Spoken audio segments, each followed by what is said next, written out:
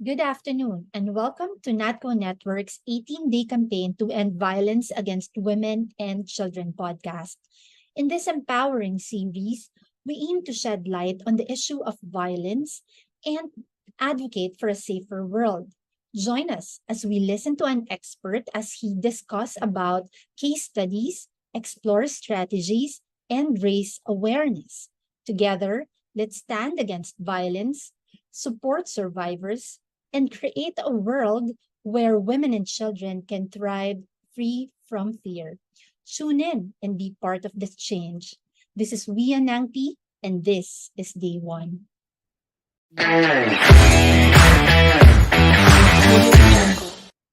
My warmest greetings to all who are watching this podcast. I'm 𝐒𝐚𝐟𝐞 Vergara, the chairperson of the Gender and Development Committee of the National Confederation of Cooperatives, or NATCO, and the women representative to the board of NATCO, representing Oro Integrated Cooperative. The National Confederation of Cooperatives, better known as NATCO, is a national federation that represents and supports cooperative enterprises in the Philippines. With more than 904 cooperatives and 7.4 million individuals as its members, NATCO aims to empower its member cooperators and promote socio-economic development through the cooperative principles. Violence against women appears as one of the country's pervasive social problems. The 2022 National Demographic Health Survey, released by the Philippine Statistics Authority, showed that 1 in 5 women, or 18%, aged 15 to 49, had experienced physical, emotional, or sexual violence from their husband or intimate partner. Globally, about 1 in 3 women, or 30%, had experienced either physical and or sexual violence from an intimate partner or non-partner in their lifetime, as indicated by estimates published by the World Health Organization. In addition to being an offshoot of gender bias and a severe violation of women's rights and fundamental freedom, violence against women is considered a major public health problem as it affects a woman's attitudes, behaviors, and sense of self, limits her potential growth and personal development, jeopardizes her health, safety, and welfare, and impacts not only her family, but even her community. Hence, united efforts are highly needed to address, prevent, and eventually stop violence against women worldwide. Various measures and mechanisms have been employed and implemented to address it. In 2004, Republic Act 9262, or the Violence Against Women and Children Law, was passed to protect women and children from all forms of violence.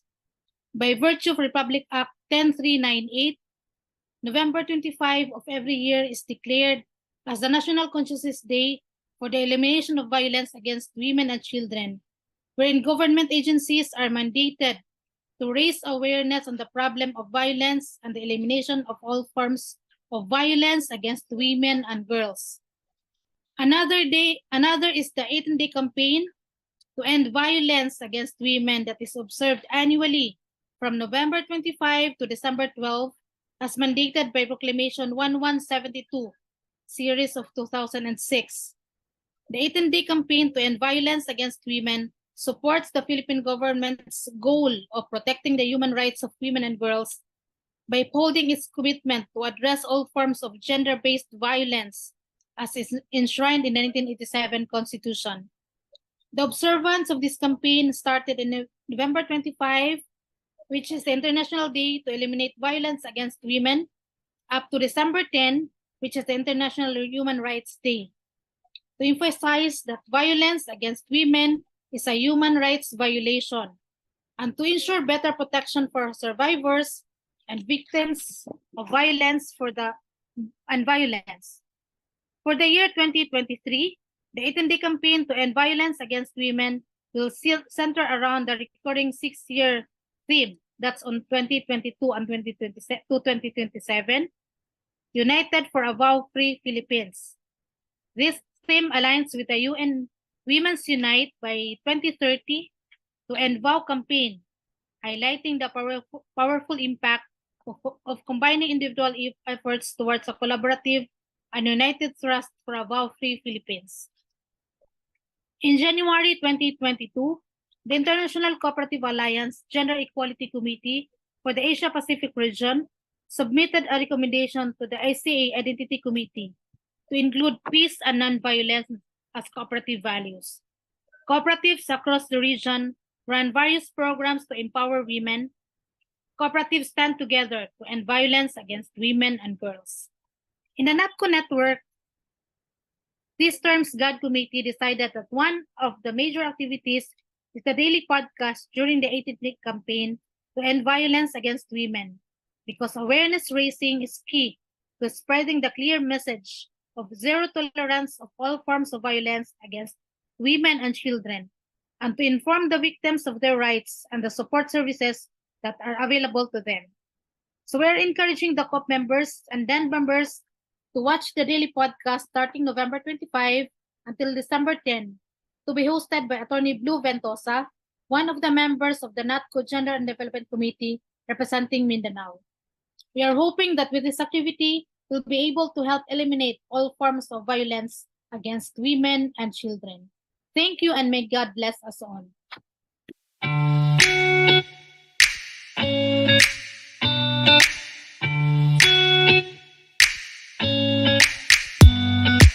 Important disclaimer. This podcast may contain content, language, and discussions that could be unsuitable for certain audiences. Listener discretion is advised. The views and opinions expressed by the hosts and guests are their own and do not necessarily reflect the views of the podcast platform. Parental guidance is recommended. Additionally, please be aware that this episode includes discussions about violence against women. A trigger warning is issued, and we encourage sensitive listeners to exercise caution. Thank you for understanding.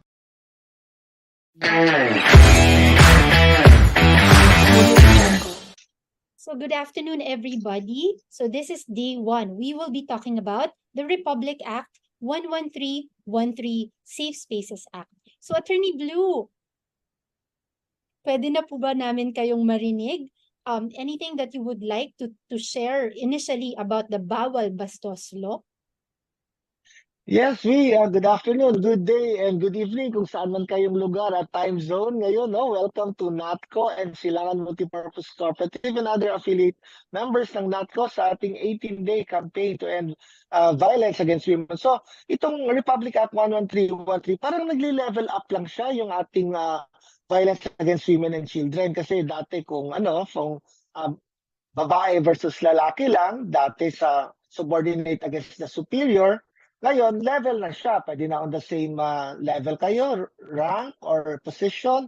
Pwede na rin ang lalaki magreklamo sa babae, babae versus babae, and lalaki versus lalaki. And kahit yung superior, pwede magreklamo sa kanilang mga subordinates. Yan yung parang bago ngayon nagre-level. But still, the law still gives preference and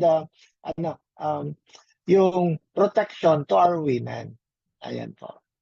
My first question, Attorney, will be, how does it protect women and children, itong law na ito?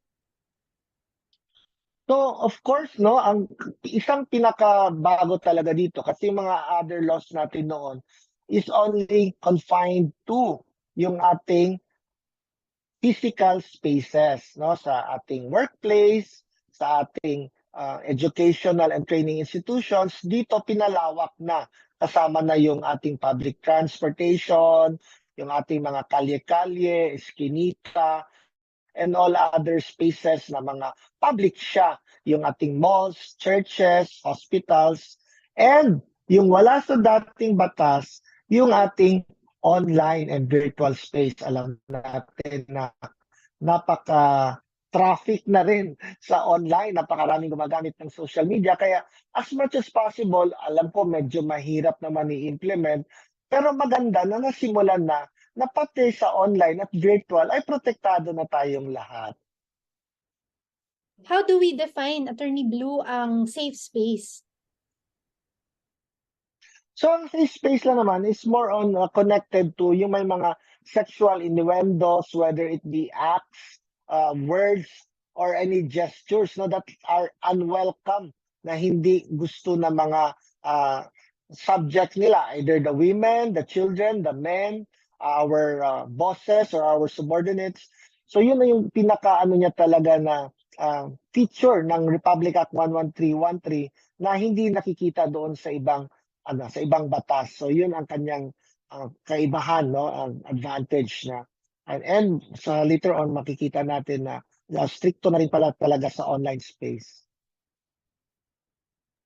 I was looking at the Republic Act 11313 and nakita ko doon na parang medyo mas may kamahalan nga talaga po yung mga parusa na ipapataw lalo-lalo na kapag nangyari yung act no po online. No, bakit po ba mas mahal siya or mas ano yung penalty? Siguro ano rin, the lawmakers have also realized na mas grabe ang epekto, mas matagal mawala yung epekto kapag committed online itong ating mga krimen or ating mga offenses na nakakasira ng reputasyon ng ating mga not only the younger persons but also our mature women and men. Mas mabilis yung magkalat, mas mabilis yung pag-share at mas masakit at long term yung kahihiyan nila at yung yung kanilang physical and mental suffering. Kaya pinalawigan ng batas, mas mataas yung imprisonment and mas mahal yung mga fines and other penalties. Totoo ba yun, Attorney Blue, na if, for example, online mo siya, like yung crime that you did, parang mas madami also na na parang batas ang malalabag mo, parang nagpatong-patong pa also? Like, Tama, magandang observation yan, Ria, no? Because, so, ito kasing kapag nagkukwento tayo, nagbabanggit tayo ng mga Republic Act, itong mga acts or mga presidential decrees, these are special laws. When you say special laws, kumbaga, sa halo-halo, patong-patong, kung gusto mo ng special ice cream, special tinitid, additional barquillos. So, yung mga basic na mga offenses or crimes in the revised penal code, nadadagdagan. So, halimbawa, yung libel, nagiging cyber libel. Yung bullying, naging cyber bullying. Yung threat, naging cyber threat. So, kung dito sa Republic Act 11313, nambastos ka na, naninirang puri ka pa, nag-threat ka pa, yun, patong-patong na. Tapos gumamit ka ng fake account, ka ng mga other illegal activities. So, hindi lang isa, dalawa, tatlo, apat, lima, kung gaano kadami yung acts na-commit ninyo, na kung anong crime siya mahuhulog, yun yung isa-file ng fiskalya sa korte. At yun nga, marami kang harapin, marami kang piyansa, kung may piyansa, mahaba yung penalty at mahal yung parusa at yung ating mga fines. Yeah.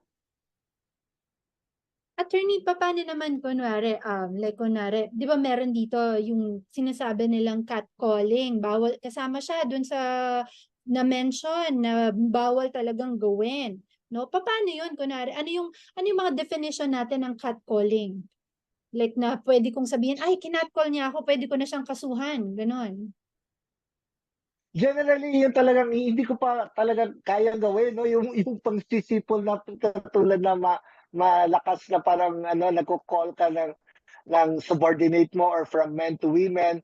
So, kasi siya, parang for me, no, parang animals lang yung tinatawag ng gano'n, hindi talaga makatao. Pangalawa, lalo na kapag men against women, very, very degrading and insulting, no? Hindi naman siguro, I don't know if there are some people who wants to be subject to those kinds of calls, but yung catcalling is one of the acts or the gestures or the verbal na sinabi ng batas na na maaring violation ng Republic Act 11313. I see. So, attorney, paano naman kunwari, ako yung nandun sa posisyon na yon na kinat-call ako, what can I do? What should I do?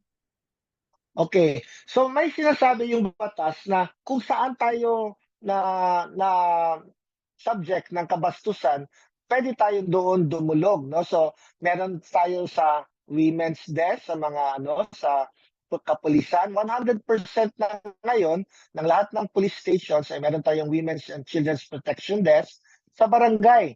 Dapat meron din sila sa barangay. Then, kapag malapit tayo sa munisipyo, sa City Hall or sa Provincial Hall, meron din anti-sexual harassment desk. Dapat itong mga local government units natin.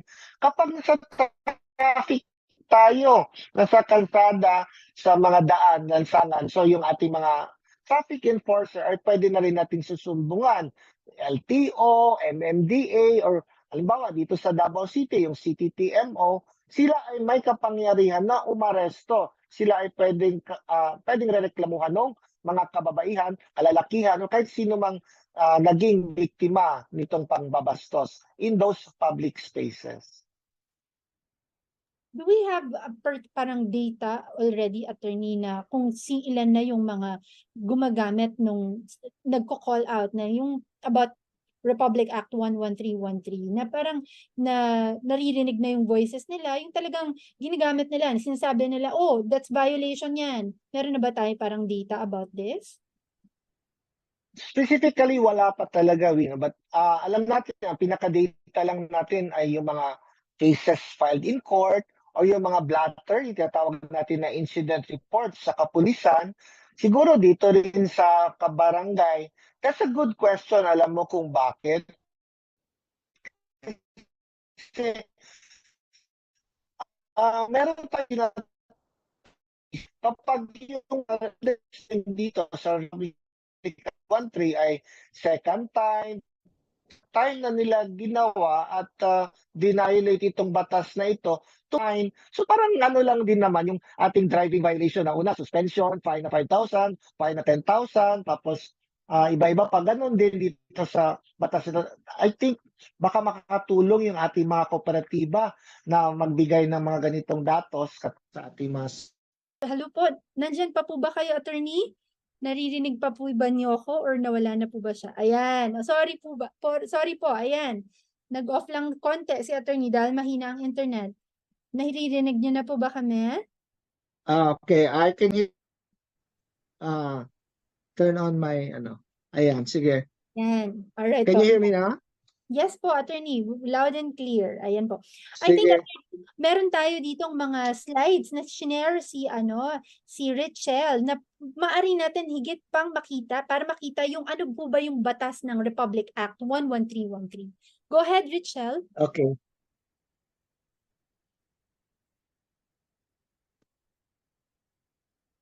Ayan.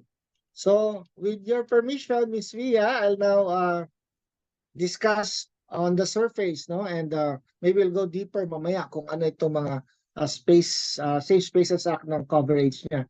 So, yung ating Safe Spaces Act ay yun, kino-cover lahat ng GBSH, ating tinatawag na gender-based sexual harassment sa kahit saan mang mga public spaces, sa educational or training institutions, as well as workplace and, more importantly, sa online space.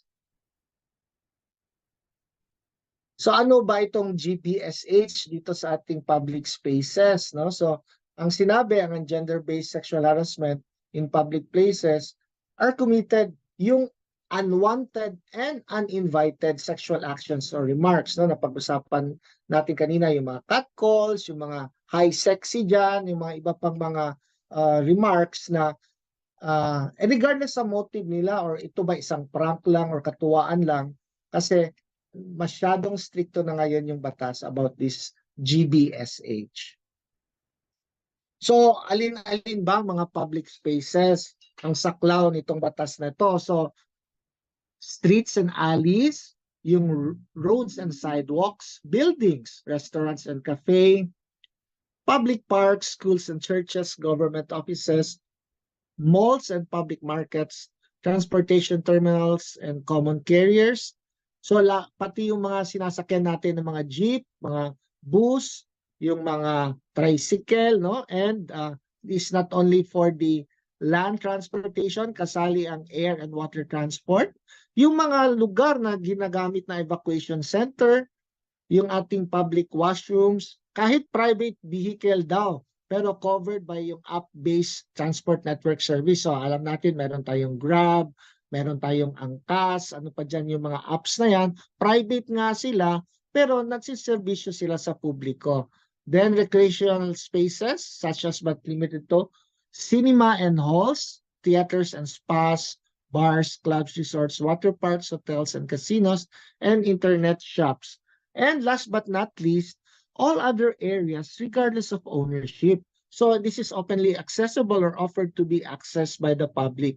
So meron tayo sa Makati or sa ibang mga lugar, let's say in Cavite or in Davao City, yun ay mga private roads, no, or private alleys na ginagamit ng mga public passengers or drivers. So kahit ang may-ari is subdivision or a corporation of private person, kapag ginagamit ito ng publiko ay saklaw na rin siya na public space dito sa RA 11313. Ano yung mga acts ng gender-based sexual harassment sa public spaces? So yung number 1, catcalling or unwanted remarks, and sexist or misogynistic remarks. Ano ito sila? So si catcalling or unwanted remarks are directed towards a person, commonly done of wolf whistling yung paninipol, misogynistic, transphobic, homophobic, and sexist slurs, as well as unwanted remarks. So ito parang galit na sa mundo itong taong ito, galit sa mga ating kababaihan, sa kalalakihan, sa ating mga kaibigang gays, mga lesbians, kahit anong sex orientation, sa ating LGBTQIA, galit siya sa mundo. Ito yung kanyang mga unwanted remarks. Itong number 2, sexist remarks or slur statements that are indicative of prejudice, stereotyping, or discrimination on the basis of sex, typically against women. Ayun, nagda-drive tayo, nata-traffic, para may isang kotse na hindi nakakausad agad sa trapiko or haba na yung pila ng mga sasakyan. Pagtingin, ay, babae pala talaga. Kaya pala yan, hindi marunong mag-drive, no? Kaya na-traffic. Ayun. So, isa yan sa ehemplo na sexist remark or slur na on the basis of stereotyping or discrimination. Then we have misogynistic remarks or slurs. Ganun nga, yung kagagalitan, no? Or parang kamumuhian niya yung women or yung kanilang belief na the men are inherently better than women. So, yung homophobic or transphobic remarks, yun, katatakutan or galit or aversion towards persons or perceived to be actually identified as lesbian, gay, bisexual, queer, pansexual, and such other persons or diverse sexual orientation, gender identity or expression, or towards any person perceived to or actually have experienced same-sex marriage. Dati yung maalala natin yung talamak yung AIDS, no? Kasi mga lesbians or ano yan sila, homosexuals, no? Kasi yun, naggamit ng sexual activities or sexual intercourse ng same sex. Ay, maglayo tayo dyan kasi baka mahawa tayo, no? Something like that. Or maybe during the COVID pandemic, meron silang parang discrimination against persons because of their gender orientation or their sex. Yun ay isang ehemplo ng homophobic remark. How about transphobic remarks or slurs? Yun yung mga statements that are indicative of fear, hatred, or aversion towards persons whose gender identity and or expression do not conform with their sex assigned at birth. Okay, so meron tayong mga kaibigan, mga kakilala, like mga males, na they're really males, no? But ang sexual orientation nila is same sex lang din. So, ang mga nagsasabi nito, tinatawag silang bakla, gay, or binabae, yun ay isang ehemplo rin ng transphobic remarks or slurs. So ano pa ba yung ating mga other sects of gender-based sexual harassment in public spaces? Yun, persistent, uninvited comments or gestures on a person's appearance, yung sa pananamit natin or siguro sa makeup or kulay ng buhok, pinasabi-sabi, or yung may kasamang may kasamang sexual base na uy, ang laki ng boobs or ganun, ang laki ng puwet or ang lalaki masyadong bulging, no, ganun. So relentless remarks for personal details. Oh, hi sexy, can I get your number or can I get your FB or something like that? O saan kayo nakatira? So yun. yung statement of sexual comments and suggestions. Siguro itong nagpapapogi ito kasi callboy ito siya, or ito nagpapaganda kasi prostitute ito siya, or something like that, no? Public masturbation or flashing of private parts, groping, making offensive body gesture at someone, other similar lewd actions. So actions ito siya. So alam natin na it's against public scandal din ito, itong public masturbation or flashing of private parts, or yung sa mga LRT, sa bus, no? Yung minsan sabi nilang nangihipo, yan ay saklaw ng gender-based sexual harassment in public spaces. So any advances, whether verbal or physical, that is unwarranted and has threatened one's sense of personal space and physical safety. This may include cursing, leering, and intrusive gazing and taunting. Ang magandang ehemplo siguro nito ay sa workplace or sa school or dito sa ating mga environment na meron tayong maraming kasamahan at meron tayong mga superiors na pinapahirapan tayo minsan sa ating trabaho, at meron din siyang mga sexual undertones, no? So yung paninirang puri or yung pangiinsulto, at yung minsan yung parang sa tingin pa lang ay huhubaran ka na or something, anong gagawin, no? So yan ay saklaw din sa gender-based sexual harassment in public spaces. Persistent telling of sexual jokes and use of sexual names, okay? So that's self-explanatory. And yun, stalking or conduct directed the person involving the repeated visual or physical proximity, non-consensual communication or combination thereof, that may cause or will likely cause a person to fear for one's own safety or the safety of others, or to suffer emotional distress. So ito ay virtual and physical, no? So maaring sa iba through their emails or sa mga messenger, maaari kayong maging liable din dito.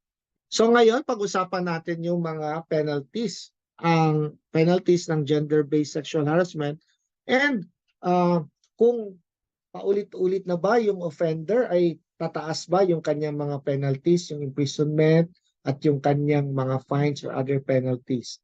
And nabanggit rito na dapat yung ating mga LGUs, ating government, local government units, ay dapat din may mga ordinances which impose severe penalties for the acts specified in the Safe Spaces Act, subject to the conditions set under the administrative code. So to the credit of Quezon City, if I'm not mistaken, that time of Mayor Bistek, no, si Herbert Bautista, siya yung unang isang local government unit na may mga ordinances that protect gender-based sexual harassment in public spaces.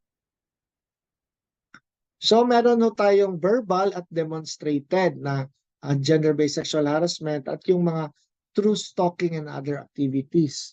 So we'll see, no? So kapag verbal, ang kanyang first offense is 12 hours community service. Dapat daw merong undergo siya ng gender sensitivity training and 1,000 pesos fine. Second offense is the imprisonment of 6 to 10 days or 3,000 peso fine. And the third offense is the imprisonment of 11 to 30 days and 10,000 peso fine.